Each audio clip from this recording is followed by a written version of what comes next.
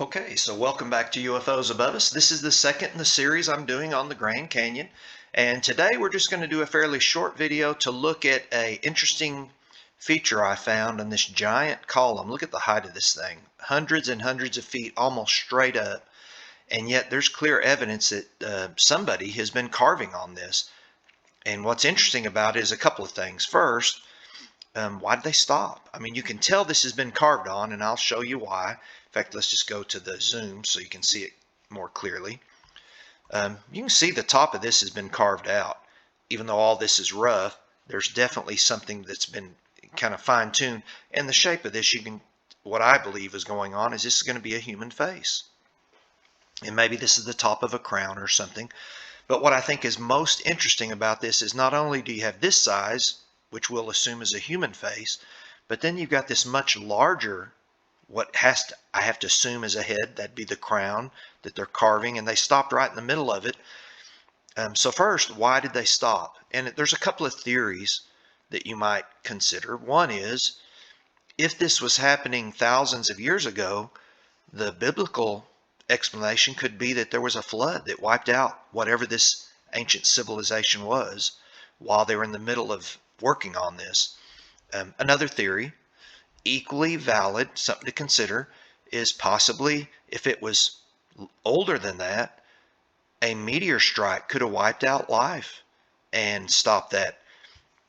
Now, one thing I will say though is I don't believe that the Neanderthal or that type of ancient human that is taught at school would have the intelligence and the skill to make intricate carvings. So I want to just consider what I found on this large one. And by the way, my theory on this is just maybe this could have been a human, and this one that's larger would be giant sized, i.e. maybe a giant, and maybe it's to show that there was a partnership back at some point in our ancient past between humans and giants, that they co-lived in the Grand Canyon and got along.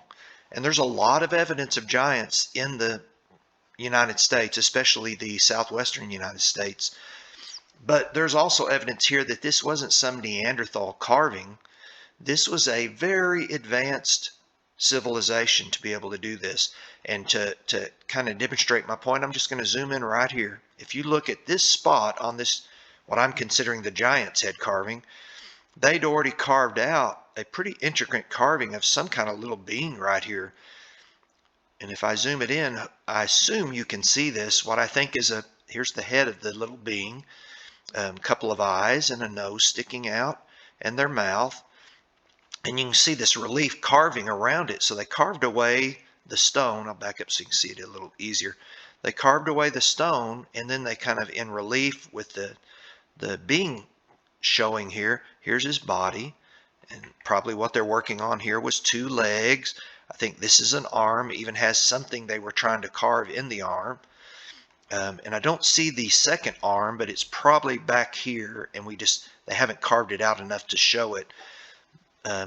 You can even see they left something right here, like some features that weren't completed, but the face you can definitely see, or I can definitely see this was a face. So what I believe we're looking at here is an incomplete carving that was maybe, just maybe, going to be a human king and a giant king cooperating, maybe living together peacefully in the Grand Canyon.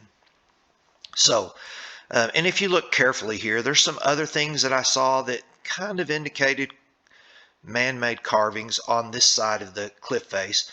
And it wouldn't surprise me at all if long-term the goal was to have a number of smaller carvings all up and down this ridge line right here, this column, or this crest of a hill. So, and if you look carefully, a couple of them that I kind of spotted, this one right here doesn't look human, but it kind of looks humanoid, and it's a face with a neck and shoulders there, and it's kind of looking up, almost straight up in the sky.